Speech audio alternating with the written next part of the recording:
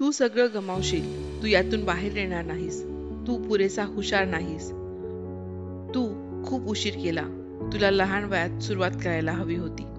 अशा प्रकारचे आवाज आपल्या सर्वांच्या मनात अधूनमधून डोकावत असतात आणि ह्याच विचारचक्रात जर कोणी अडकले तर त्यांना कुणीच मदत करू शकत नाही, जोपर्यंत ते स्वतः हे विचार करणे थांबवत नाही. कधी कधी तीच गोष्ट तुम्हाला मागे ठेवते जी फक्त तुमच्या डोक्यात असते. कधी कधी हा लढा मी वर्सेस मी असाच असतो. इतका विचार करू नका. कदाचित समोर स्पष्ट दिसणाऱ्या गोष्टी तुमच्या लक्षात येणार नाहीत. कदाचित तुम्ही आजपर्यंत जे काही साध्य केले ते मागे गेलेल्या एखाद्या भूतकाळासारखं वाटेल. इतक्या घाईत पुढे जाऊ नका. कदाचित तुम्ही हाती आलेला क्षणही गमावून बसाल. कदाचित तुम्ही तयार करत असणाऱ्या सुंदर आयुष्याचे भान विसरून जाल.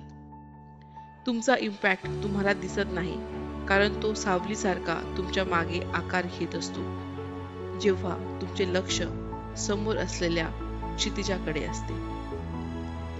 सतत चांगली होण्याची इच्छा असणं आणि आपण पुरेसे आहोत असं कधीच न वाटणं, हे दोघेही विचार परस्परांना जुळलेले आहेत. जर तुम्ही या दोन गोष्टी वेगळ्या केल्या नाहीत तर तुम्ही न मिळणाऱ्या गोष्टीचाच नेहमी पाठलाग करत राहाल आणि वास्तवात तुम्ही तयार करत असलेल्या तुमच्या स्वप्नाचे जग चालता चालता सहज सोडून द्याल.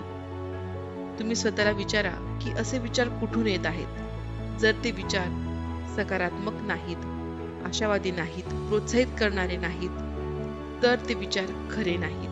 हे विचार तुमच्या भीतीतून आले आहेत आणि जर भीतीचे कारण कळले तर विचारांची दिशा बदलायला वेळ लागणार नाही. तुम्ही फक्त बदलाच्या दिशेने काम करत नाहीत, तर तुम्ही आता सुद्धा त्या बदलाचं रूप घेत आहात.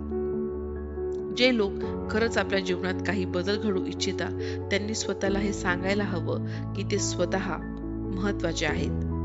अनुकूल परिस्थितीतून इथवर पोहोचण्याचे पुरेसे श्रेय स्वतःला देणं खूप गरजेचे आहे.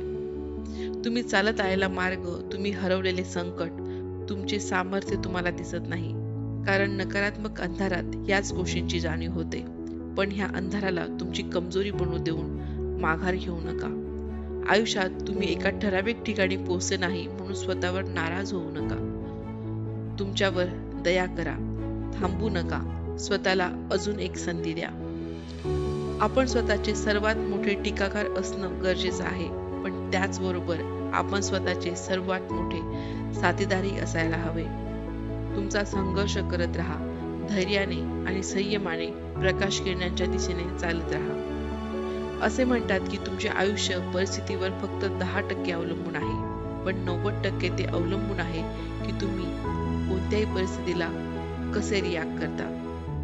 तुम्ही तुमच्या संकटांना कसा प्रतिसाद देता. याचा अर्थ असा की तुमचा प्रतिसाद, तुमची रिॲक्शन परिस्थितीपेक्षा, अपयशापेक्षा खूप जास्त महत्वाची असते. हे जाणून घेणं आणि समजून घेणं खूप महत्वाचं आहे की तुमच्या स्वतःच्या परिस्थितीवर तुमच्याशिवाय दुसरं कोणीही जबाबदार नाही. प्रश्न हा नाही की परिस्थिती किती कठीण आहे, तुमचे संकट किती मोठे आहे. कदाचित आपण हा चुकीचा प्रश्न विचारतोय. कदाचित हा प्रश्न आहे की तुम्ही या परिस्थितीत स्वतःला कसं बदलता, की समोर आलेल्या संकटांचा सामना तुम्ही कसा करता.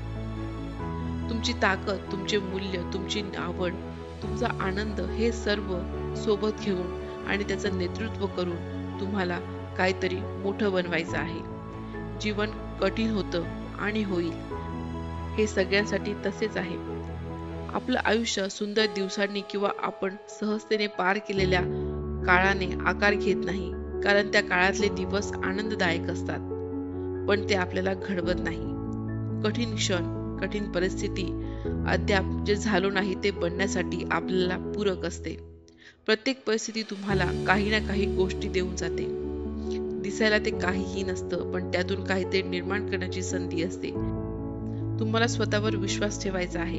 तुमच्यात ती शक्ती आहे, तुमच्यात ती क्षमता आहे.